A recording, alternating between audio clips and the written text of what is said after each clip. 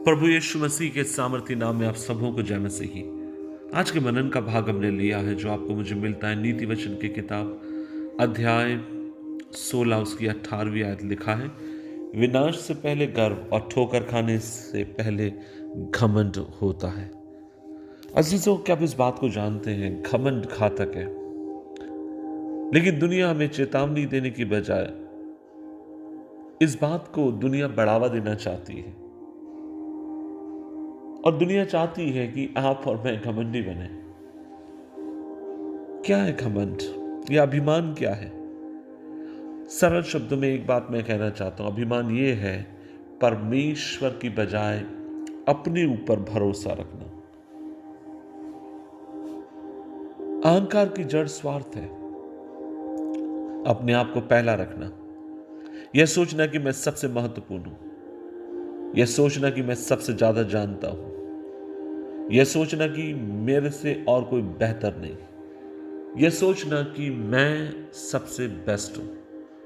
मैं सकारात्मक तरीके से सोचने की बात नहीं कर रहा हूं, लेकिन जब आप नकारात्मक तरीके से अपना कंपेयर दूसरों के साथ करते हैं और हमेशा आप अपने बारे में उत्तम बातों को कहते हैं, अपने अगुवाईपन के बारे में, तुमने मुझे देखा है, मैं इस तरीके से हूं, मैं कभी गलती नहीं करता, मैं।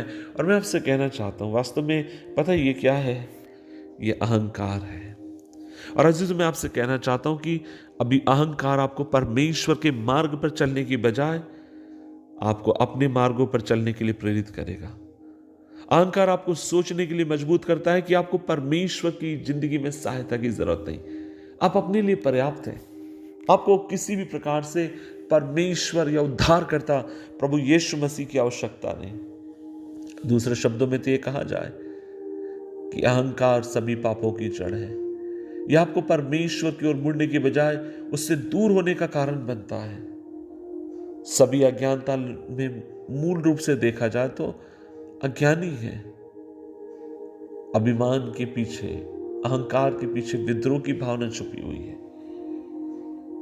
अहंकारी व्यक्ति दूसरों के साथ दुर्व्यवहार करता है, वह हमेशा अपनी प्रशंसा चाहता है, वह हमेशा अपनी बड़ाई चाहता है, वो चाहता है कि लोग उससे तारीफ करें, गलती होने पर भी लोग उसके पास जाकर माफी मांगे।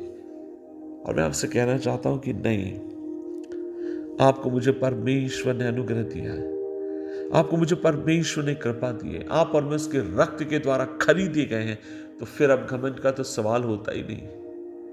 परमेश्वर का वचन कहता है कि पौलुस कहता है, अब मैं जीवित ना रहा, मैंने अपने मैं को क्रूस पर मैंने चढ़ा दिया है। मैं हर दिन अपने आप को मारता पीटता ताकि मैं हवा में मुक्केबाजी करने वाला ना ठहरूं। कहने का मतलब यह है, आपको मुझे परमेश्वर के अनुग्रह में रहते हुए अपने अहंकार के पर जय पाने की जरूरत है, क्योंकि परमेश्वर का वचन कहता है कि वह अभिमानियों का विरोध करता है, लेकिन नम्र लोगों पर वह अनुग्रह करता है। आज मैं आपसे कहना चाहता हूं, प्रभु से आप अनुग्रह मांगिए, वो आपको दीन करे, नम्र करे। जो कुछ आपके पास है वो परमेश्वर का दिया हुआ है, जो कुछ आपके हाथ में वो खुदा की ओर से आपको मिला हुआ है। तो फिर आपको घमंड किस बात का? क्या आपको घर के ऊपर घमंड है? क्या अपने बच्चों के ऊपर आपको घमंड है? क्या अपने काम के ऊपर आपको अहंकार है? और मैं आपसे कहना चाहता हूं, मेरे भाई मेरी बहन, जिसकी भी किसी भी क्षेत्र में तू उन्नत क्यों ना हो, अपने आप को दीन और नम्र बना के रख। तेरा परमेश्वर उचित समय में तेरी जिंदगी में अपने काम को करने वाला है। अपने आप को दीन और नम्र बना के रखें, प्रभु की उपस्थिति में दुआ करें। प्रभु जी, हम धन्यवाद देते हैं इस दिन के लिए और हम प्रार्थना करते हैं, प्रभु जी आप हमें दीन करें, नम्र करें।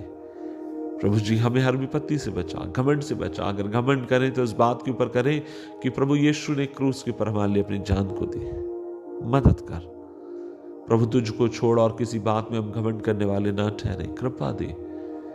यीशु मसीह के नाम से मांगते हैं, आमीन, आमीन, आमीन।